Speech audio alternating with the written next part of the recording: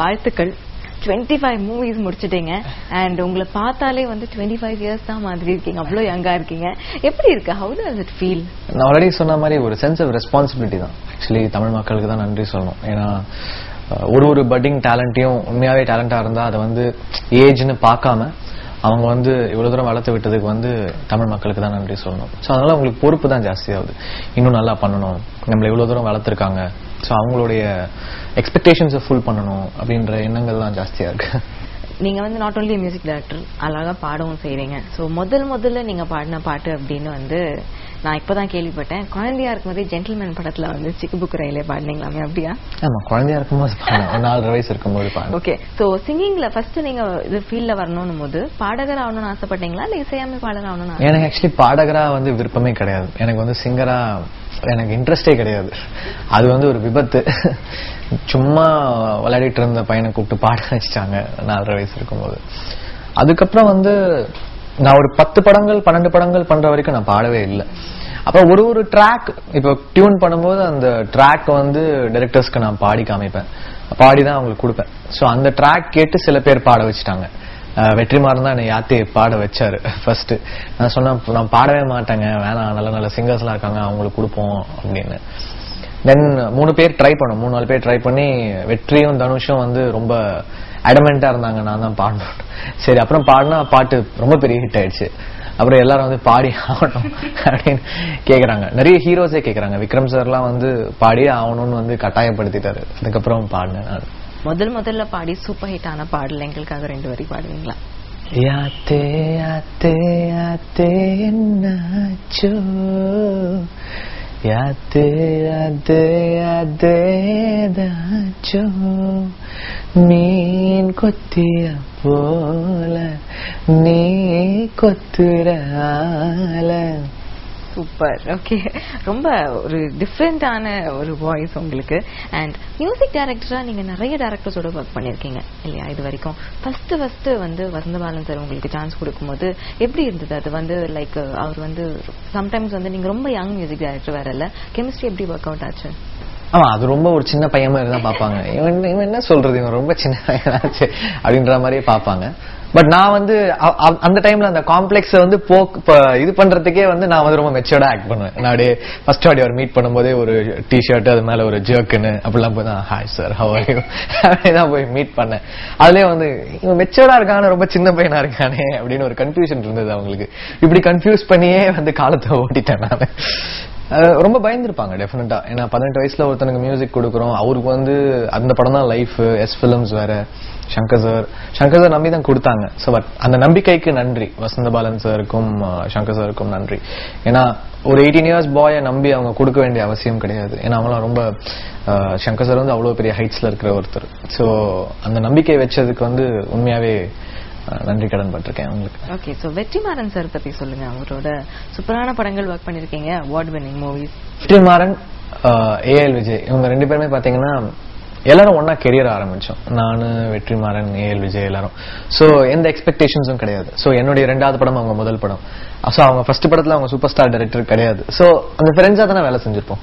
அதுக்கப்புறம் படம் ஹிட் ஆன உடனே படத்துக்கான அந்த இது வந்துருச்சு. சோ என்னைக்குமே நாங்க வந்து அந்த 2வது படத்துல மீட் பண்ண ஜீவியா தான் அவங்க பாப்பாங்க. நானும் ஃபர்ஸ்ட் படத்துல மீட் பண்ண வெற்றி, விஜய் அப்படிதான் வந்து பாக்குறேன். சோ அந்த ஸ்பேஸ் வந்து எனக்கு ரொம்ப என்ன சொல்றது, ஒரு எக்ஸ்பெக்டேஷன்ஸ் இல்லாம ஒரு என்ன சொல்றது, ஒரு நல்ல படம் கொடுப்போம் அப்படின்ற ஒரு கூட்டு முயற்சியில தான் நாங்க வந்து பிலீவ் பண்றோம். ஓகே, ஒரு படம் வந்து இந்த படத்துக்கு நம்ம மியூசிக் அமைக்கலாம் அப்படின்னு நீங்க முடிவு பண்றது வந்து ஒன் ஸ்கிரிப்டை கேட்ட பிறகா, இல்லைன்னா டைரக்டர்ஸ் வந்து ஆல்ரெடி நீங்க ஒர்க் பண்ண டைரக்டர்ஸ் அப்படிங்கறதுனால ஸ்கிரிப்டே கேட்காம கூட ஒர்க் பண்ணிருக்கீங்க? ஆமா, என்னுடைய காம்பினேஷன் டைரக்டர்ஸ்னா நான் ஸ்கிரிப்ட் கேட்க மாட்டேன். அதாவது இப்போ வெற்றிமாறன்னா என்ன ஸ்கிரிப்ட் பண்ணாலும் பண்ணுவேன் நான், விஜய் என்ன ஸ்கிரிப்ட் பண்ணாலும் பண்ணுவேன், நான் வந்து கேட்க மாட்டேன். அந்த மாதிரி இப்போ வசந்தபாலன் வந்து வெயிலுக்கு அப்புறம் அங்காடி தெரு ஸ்கிரிப்ட் கேட்காம, அதாவது எப்படி இருந்தாலும் பண்ணதான் போறோம் வச்ச காம்பினேஷன்ற மாதிரி. புதுசா வரும்போது கதைகள் கேட்பேன், பட் சில டைரக்டர்ஸ் கேட்க மாட்டேன். பாலா சார்லாம் வந்து நான் கேட்கவே மாட்டேன். ஏன்னா எனக்கு ரொம்ப பிடிச்ச வேலை செய்யற டைரக்டர் அனுராக் கஷ்யப், நான் கதையை கேட்கல. அவங்க அது ஒரு என்ன சொல்றது, ஒரு நமக்கு ஒரு இன்ட்ரெஸ்ட் இருக்கும், இந்த டைரக்டர் கூட வேலை செய்யணும், இவங்க கூட வேலை செய்யணும், அந்த கதைகள் கேட்க மாட்டேன். ஓகே, சோ பாலா சார் கூட ஒர்க் பண்ற எக்ஸ்பீரியன்ஸ் எப்படி இருக்கு? பாலா சார் வந்து one of the best people. நான் ஒர்க் பண்ணதுலேயே ரொம்ப ஒரு பெஸ்டான ஒரு பர்சன். அதாவது இப்படி வந்து எங்களெல்லாம் வந்து அவ்வளோ அழகாக பார்த்துப்பாரு. எங்களை வந்து ஒரு he make you feel like a king. So அந்த இது வந்து ரொம்ப பிடிக்கும். பாலா சார் வந்து கண்டிப்பா இது வந்து ஒரு முக்கியமான படமா இருக்கும் என் கெரியர்லன்றதுக்கு நான் வந்து உழைச்சிட்டு இருக்கேன். Okay. And Bollywood music writing அப்படின்லாம் கேள்விப்பட்டோம். பண்ணிருக்கேன். வசைப்பூர் வந்து என்னுடைய முதல் படம், கேங்ஸ் ஆஃப் வசைப்பூர். அதுதான் வந்து கான்ல செலக்ட் ஆச்சு அனுராக் கஷ்யப் கூட. அதுக்கப்புறம் வந்து ஜோக்கர் பண்ணேன். அதோடைய பாடல்கள் வந்து நல்ல ஹிட் ஆச்சு. இப்ப திருப்பி அனுராக் கஷ்யப் டைரக்ஷன்ல அக்லி அப்படின்ற படம் வந்து மியூசிக் பண்றேன். ஒர்க் போயிட்டு இருக்கு. அண்ட் நீங்க நல்லா பாடுறதும் இல்லாம நடிகர்களையும் ரொம்ப நல்லா பாட வைக்கிறீங்க. மயக்கம் என்ன திரைப்படம் வந்து ரொம்ப நல்லா ஒர்க் அவுட் ஆச்சுன்னா மியூசிக் மட்டும் இல்ல, தனுஷ் சாரா இருக்கட்டும் இல்ல திருவிழாவன் சாரா இருக்கட்டும், அவங்க வாய்ஸ் கூட ரொம்ப நல்லா ஒர்க் அவுட் ஆயிடுச்சு. எப்படி இது இன்ஸ்டிங்க்டா இல்லனா சும்மா ஆக்சுவலி ஏதோ ஒரு 3 பசங்க சேர்ந்து பண்ற மாதிரி பண்ணும்போது தனுஷ் இருந்தாரு. அந்த ஓட சாங் தான் ஃபர்ஸ்ட் பாடினாரு. அதுக்கு முன்னாடியே ஓமேல் ஆசை தான் பாடிட்டாரு 1001ல. ஸோ ட்ராக் டக்குன்னு எடுக்கலான்னு பார்த்தபோது தனுஷ் அங்க இருந்தபோது அப்படியே பாட வச்சோம். அப்படியே நல்லா அழகா செட் ஆயிடுச்சு. அது அங்கேயே அந்த கார்ட்டூன் வாய்ஸ் எல்லாமே முடிச்சு அந்த சாங் வந்து அழகா வந்துச்சு. அவர் வந்து ஹி இஸ் டேலண்டட் டெஃபினெட்லி. அவர் இந்த என்ன சொல்றது, ஒரு அந்த வாய்ஸ் வந்து யூ கேன் கனெக்ட் டு. இப்போ எனிபடி கேன் கனெக்ட். நம்ம பாடுற மாதிரி ஒரு ஃபீல் இருக்கும். அதனால எல்லாருமே வந்து கனெக்ட் பண்ணிப்பாங்க ஒரு வாய்ஸோட. விஜய் சார் பத்தி சொல்லுங்க. ஏன்னா ஏற்கனவே வந்து நான் உங்க 2 பேரையும் கூட பாத்திருக்கேன். எனக்கு தெரிஞ்சிச்சு பார்க்கும்போதே நீங்க ஃப்ரெண்ட்ஸ்னு. சோ ஃப்ரெண்ட்ஸ் வேற ஏதாவது? விஜய் வந்து பயங்கர ஃப்ரெண்ட். அதனால வந்து எங்களுக்குள்ள எந்த இன்ஹிபிஷன்ஸும் கிடையாது. நாங்க ஜாலியா படம் பண்ணுவோம். என்ன சொல்றது, இப்போ ஒரு பாட்டு இருக்கும்போது அவர் வந்து நம்பி இருப்பாரு. இப்ப அனிச்சம் போழகி நான் ஃபர்ஸ்ட் பண்ணும்போது எனக்கு ஃபோக் சாங் எல்லாம் தெரியாது, நீ தான் ஜட்ஜ்மெண்ட் பண்ணும், நீ வந்து கரெக்டா பண்ணிருவியா அப்படின்னாரு. நான் சொன்னேன், நம்பு, இந்த பாட்டு ஹிட் ஆகுனா என்ன வந்து நீ வந்து 100 கேள்வி கேட்கலாம், என்ன வந்து எப்படி வேணா திட்டு, ஷுவரா ஹிட் ஆகும் பாட்டு அப்படின்னு. சரி ஏதோ உன்னை நம்பிதான் போறேன் அப்படின்னு எடுத்துட்டு போனாரு. அண்ட் அந்த பாட்டும் பெரிய ஹிட் ஆச்சு. சோ அந்த நம்பிக்கை, ஒரு ட்ரஸ்ட் வேணும் ஒரு கம்போசருக்கும் டைரக்டருக்கும். அந்த ட்ரஸ்ட் இருந்துச்சுன்னா அப்பதான் உங்களுக்கு வந்து அது க்ரோ ஆகும் உங்களோட காம்பினேஷன். அந்த ட்ரஸ்ட் இருக்கிற வரைக்கும் அந்த விஷயங்கள், அந்த சக்சஸ் வந்து போயிட்டே இருக்கும். எந்த பாட்டு இது வரைக்கும் ரொம்ப சீக்கிரமா நினைச்ச டைமை விட ரொம்ப சீக்கிரம் கம்போஸ் பண்ண பாட்டு? ரொம்ப ஃபாஸ்டா பண்ண பாட்டு வந்து ஓட தூரம் குறையில தான். எவ்வளவு நேரத்துல? 5 நிமிஷத்துல பண்ணோம். சும்மா உட்காந்து பாடியிருந்தோம். தனுஷ் வந்தாரு.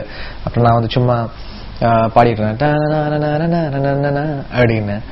அப்ப வந்து திடீர்னு தனுஷ் அந்த ஓட தூரம் குறையில அந்த மாதிரி இருந்தா நல்லா இருக்கும் லிரிக் அப்படின்னாரு. சரி ஓகே, அதை வந்து அந்த டியூன்ல இன்கார்பரேட் பண்ணி அப்படியே பண்ணோம்.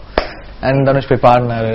அந்த மாதிரி அந்த ஃபிலிம் வந்து அப்படி மேஜிக்லாம் வந்துச்சு. சாங்ஸ் எல்லாம் ரொம்ப டைமான கம்போசிஷன் இது. ரொம்ப டைமான சாங்னா இப்ப வந்து பாலசர் படத்துல ஒரு சாங் வந்து கிட்டத்தட்ட 1 மாசம் ஒர்க் பண்ணிருக்கோம் அந்த சாங்ல. அது ஆடியோ லான்ச் அப்ப நான் அதை பத்தி பேசலாம். இப்ப ரொம்ப ஏர்லி பேசுறதுக்கு. சோ கிட்டத்தட்ட 1 month ஒர்க் பண்ணி ஒரு சாங் பண்ணிருக்கோம். அண்ட் உங்களை நிறைய பேர் கண்டிப்பா பாராட்டி இருப்பாங்க, நிறைய விருதுகள் வாங்கியிருக்கீங்க. யாரோட பாராட்டு வந்து எப்போனாலும் it's very close to your heart? எனக்கு வந்து ரஜினி சார் தான் வந்து எனக்கு ஐகான். அவர் வந்து சின்ன வயசுல இருந்தே நான் வந்து அவரோட ஃபேன். நான் அவர் மாதிரி ட்ரெஸ் போட்டுட்டு அந்த டிஷர்ட் ஜாக்கெட்டே வந்து அவரை பார்த்து தான் வந்து இன்ஸ்பிரேஷன். சின்ன வயசுலயே ஒரு டிஷர்ட் போட்டுப்பேன், சட்டை போட்டுப்பேன். எங்க அப்பா எல்லாம் வந்து திட்டுவாரு, என்னடா இப்படி பண்ணிட்டு இருக்கேன், ரஜினி சார் மாதிரியே வந்து ட்ரெஸ் பண்றது. அவருடைய பெரிய ஃபேன் நான். அவர் படம் ஃபர்ஸ்ட் டே வந்து வீட்டுல டார்ச்சர் பண்ணி கூட்டு போய் அவனை தேட்டருக்கு சின்ன வயசுல இருந்து. ரஜினி சார் வந்து குசேலனுக்கு வந்து என்ன செலக்ட் பண்ணதே எனக்கு ரொம்ப பெரிய விஷயமா நான் ஃபீல் பண்ணேன். அதுக்கப்புறம் திருப்பி பாடல்கள் முடிஞ்சோடனே எனக்கு போன் வச்சு பேசினது, மதராசப்பட்டினம் பார்த்துட்டு என்கிட்ட பேசினாரு, ரொம்ப நல்லா பண்ணிருக்கீங்க ஜிவி, சான்ஸே இல்ல, ரொம்ப நல்லா இருந்தது படம், ஒர்க் ஐயோ சூப்பர் அப்படின்னாரு. எனக்கு அப்படியே பறந்துகிட்டு இருந்தேன், ஓ ரஜினி சார் சொல்லிட்டாரு என்ன பத்தி அப்படின்னு.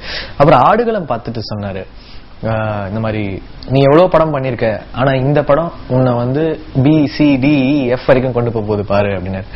நான் வந்து யோசிச்சேன், சரி ஏதோ பாசத்துல சொல்றாரு சார். உண்மையா அப்படிதான் நினைச்சேன். படம் ரிலீஸ்க்கு முன்னாடியே பாத்துட்டாரு, ஆடியோ ரிலீஸ்க்கு முன்னாடி. அவர் சொன்னதுக்கு அப்புறம் தான் அதோடைய உண்மையான வேல்யூ எனக்கு புரிஞ்சுது. அதுக்கப்புறம் சார் அவ்வளவு வந்து மக்களை வந்து அண்டர்ஸ்டாண்ட் பண்ணி வச்சிருக்கிறாரு. ஒரு ஆடியன்ஸோடைய பல்ஸ் அவருக்கு தெரியுது அப்படின்றது வந்து அந்த அவர் சொன்ன அந்த ஆடுகளம் பத்தின கமெண்ட் பத்தி தான் வந்து நான் அப்படியே ஆச்சரியப்பட்டேன். இப்படி அண்டர்ஸ்டாண்ட் பண்ணி வச்சிருக்கிறாரு ஆடியன்ஸ் அப்படின்னு. எனக்கு ஆடுகளம் பாடல்கள் பண்ணும்போது நான் எப்பவுமே எல்லா படத்துக்கும் கொடுக்குற அந்த முழு முயற்சி தான் கொடுத்தேன். பட் சார் சொன்னி அவ்வளவு ஜட்மெண்ட்ல இருக்கிற ஒரு பர்சன் அவர். So I was very happy Rajini sir கூட அசோசியேட் ஆகி அவர் வந்து என்னோட மியூசிக் பேசினது எனக்கு வந்து ரொம்ப பெரிய விஷயமா கன்சிடர் பண்றேன். நீங்க நிறைய பாடகர்களை பாட வச்சிருக்கீங்க, நீங்களும் பாடிருக்கீங்க. எந்த பாடகர் பாடும்போது உங்களே மறந்து அப்படியே? It depends. அது ஒரு ரெக்கார்டிங். அது நான் அப்படியே அதோட மறந்துடுவேன். இப்போ ஒரு படம் பண்ணி சாங்ஸ் ஹிட் ஆகி கொண்டு போய் சேர்க்கிற வரைக்கும் தான் என்னுடைய வேலை. ஹிட் ஆனதுக்கு அப்புறம் நான் நெக்ஸ்ட் மூவ் ஆயிடுவேன். அதனால அந்த மெமரிஸ் டக்குன்னு ஞாபகம் வர மாட்டேங்குது. நிறைய என்ஜாய் பண்ணிருக்கேன். சோனு நிகமுடைய சிங்கிங் என்ஜாய் பண்ணிருக்கேன், ஸ்ரேயா கோஷல், சங்கர் மகாதேவன், நிறைய பேர், ஹரிஹரன், நிறைய பேருடைய ஒர்க். திடீர்னு ஒரு சின்ன சிங்கரா இருப்பாங்க, அவ்வளவு நல்லா பெர்ஃபார்ம் பண்ணுவாங்க ஒரு சாங்ல. அது நான் ரொம்ப என்ஜாய் பண்ணிருப்பேன். ஒன்னும் இல்ல, ஒரு மயக்கம் என்னால வந்து நான் சொன்னது மழை வந்துச்சா வந்து நரேஷ் பாடினது எனக்கு பாடும்போது ரொம்ப எனக்கு எனர்ஜைசிங்கா இருந்தது. It depends. அந்த ரெக்கார்டிங், அந்த மொமெண்ட் நமக்கு வந்து அதோடைய பெஸ்ட், அதோடைய ஃபுல் 100% கொடுத்துருவேன். அதுக்கப்புறம் மூவ் ஆயிடுவேன். ஏன்னா அது வந்து அந்த பாதிப்பு திருப்பி நமக்கு வரக்கூடாதுன்னு சொல்லிட்டு அந்த படத்துல இருந்தே மூவ் ஆயிட்டு வேற ஒன்னு ஃப்ரெஷ்ஷா ஒன்னு ட்ரை பண்ணுவேன். இல்லைன்னா அந்த ஒரே மாதிரி பாடல்கள் வரும், அது தவிர்க்கிறதுக்காக மூவ் ஆயிடுவேன். உங்களுக்கு ரொம்ப பிடித்த பாடல்? நீங்க இவ்வளவு பண்ணிருக்கீங்க, ரொம்ப கஷ்டம் தான், பட் இருந்தாலும் ரொம்ப உங்களுக்கு பிடித்த பாடல் உங்க கம்போசிஷன்ல? பிடித்த பாடல் அப்படின்னா எனக்கு இது என்ன மாயம் ரொம்ப பிடிக்கும். அப்புறம் பூக்கள் பூக்கும் தருணம் ரொம்ப பிடிக்கும். ரொம்ப கஷ்டப்பட்டு ஒர்க் பண்ண பாடல் அப்படின்னா தாய் தின்ற மண்ணு. அதோடைய ஒர்க் வந்து மியூசிக் ஒர்க் பாத்தீங்கன்னா நிறைய இருக்கும். அதுல நிறைய சேஞ்ச் ஓவர்ஸ், நிறைய விஷயங்கள் கன்வே பண்ணிருப்பேன். அது ஒரு பாடலா வந்து இட்ஸ் ரொம்ப என்ன சொல்றது, ஒரு மியூசிக்கலா ரொம்ப ஸ்ட்ராங்கான சாங். அது நிறைய ஒர்க் பண்ணிருக்கேன். அது ஒரு சாங் ஆரம்பிக்கும் போது என் பெஸ்ட் தான் கொடுப்பேன். அதுக்கப்புறம் அந்த பாடலுடைய தலைவிதி வந்து அது ரிலீஸ் ஆனதுக்கு அப்புறம் தான் நமக்கு தெரியும். பட் ஒரு சாங் எடுத்தாலும் அதுல பெஸ்ட் நம்ம என்ன பண்ண முடியும்ன்றதுல வந்து ஒர்க் பண்ணிடுவேன். இந்த இவ்ளோ ஹீரோஸ்க்கு நிறைய ஹிட் பாடல்கள் கொடுத்துருக்கீங்க.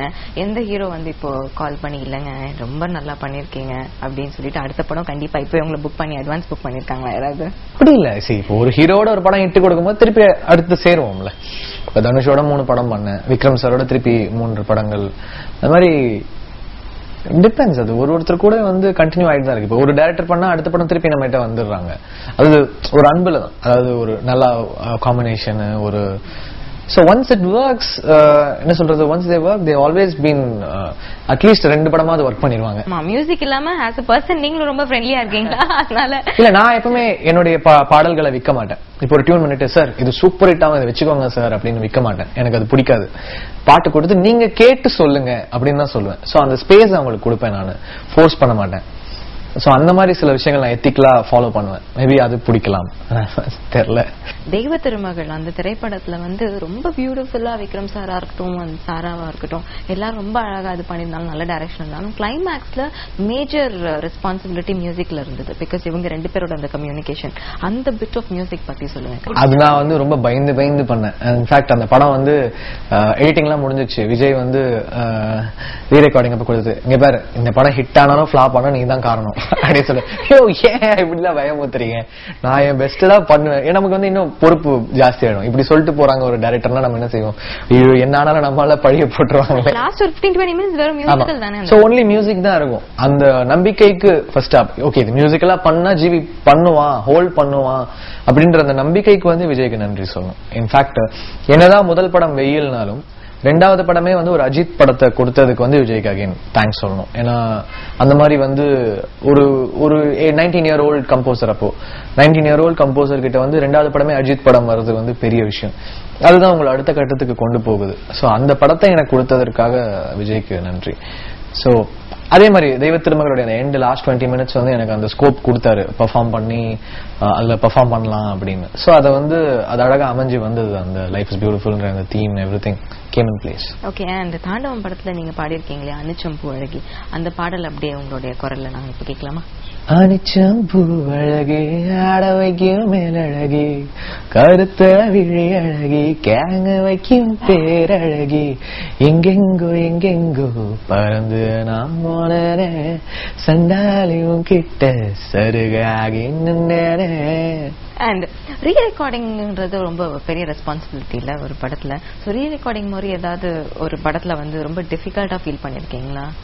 இல்ல, 1001 வந்து ரொம்ப சேலஞ்சிங்கா இருந்தது. ஒரு பிலிமா ரொம்ப சேலஞ்சிங்கா இருந்தது. ஆடுகளம் ரொம்ப சேலஞ்சிங்கா இருந்தது. பொல்லாதவன் ரொம்ப சேலஞ்சிங்கா இருந்தது. வசைப்பூர் ரொம்ப சேலஞ்சிங்கா இருந்தது. நிறைய படங்கள் என்ன சொல்றது, சில கதைக்களங்கள்லாம் ஹேண்டில் பண்றது கஷ்டம். சோ நம்ம ரொம்ப யோசிச்சு தான் ஒரு மியூசிக்கும் கொடுக்கணும். சோ ரொம்ப கேர்ஃபுல்லா வந்து டீல் பண்ண படங்கள் இதெல்லாம். மதராசப்பட்டினமும் ரொம்ப சேலஞ்சிங்கா இருந்தது. தெய்வ திருமகள் இமோஷனலா சேலஞ்சிங்கா இருந்தது. ஒரு படமும் ஒரு சேலஞ்ச். அண்ட் மத்த மியூசிக் டைரக்டர்ஸ் நிறைய பேர் இருக்காங்க இல்லையா, சோ உங்களை இன்ஸ்பயர் பண்ண மியூசிக் டைரக்டர் யாரு? எனக்கு நிறைய லெஜெண்ட்ஸ் இருக்காங்க. எம்எஸ்வி சார் ரொம்ப பிடிக்கும், ரஹ்மான் சார் பிடிக்கும், இளையராஜா சார் பிடிக்கும். நிறைய பேருடைய மியூசிக் வந்து எனக்கு ரொம்ப பிடிக்கும். மதன் மோகனுடைய மியூசிக் ரொம்ப பிடிக்கும். சங்கர் ஜெயகிஷன், எஸ்டி பர்மன், நிறைய பேர் இருக்காங்க.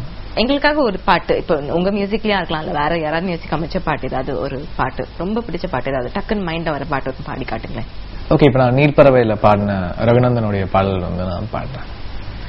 பர பர பர பறவை ஒன்று கிரு கிருவென தரையும் சுற்றி உன் காலில் வீழ்ந்தது பெண்ணை ஜெபிக்கவா, அது பறந்திட வானம் இல்லை, அது இருந்திட பூமியும் இல்லை, உன் மார்பில் கோடு கட்டி வளர்க்கவா, ஓ அன்பே என் வாழ்வுக்கு ஆசீர்வாதம் நீ அடி, கண்ணீராடும் பிள்ளைக்கு நீயே கண்ணித்தாயடி, உந்தன் மேலே பரபரவென பரவுது மனசு. ஓகே, சோ உங்களோட ரசிகர்களுக்கு என்ன சொல்ல விரும்புறீங்க? எல்லா ரசிகர்களுக்கும் நன்றி. இவ்வளவு தூரம் வந்து நான் வளர்ந்ததுக்கான ஒரே காரணம் நீங்க தான். 7 வருடம் ஆயிருக்கு, 25 படங்கள் மேல ஆயிருக்கு. சோ உங்களுடைய சப்போர்ட்டால தான் இவ்வளவு தூரம் வந்திருக்கேன். உங்க எல்லாருக்கும் நன்றி கடன் பட்டிருக்கேன். கண்டிப்பா நல்ல மியூசிக் கொடுக்க ட்ரை பண்றேன். இன்னும் பெட்டரா வந்து பண்ண ட்ரை பண்றேன். Thank you so much. அண்ட் கூடிய சீக்கிரம் நிறைய வெற்றி படங்கள் கொடுக்க வாழ்த்துக்கள். தேங்க்யூ.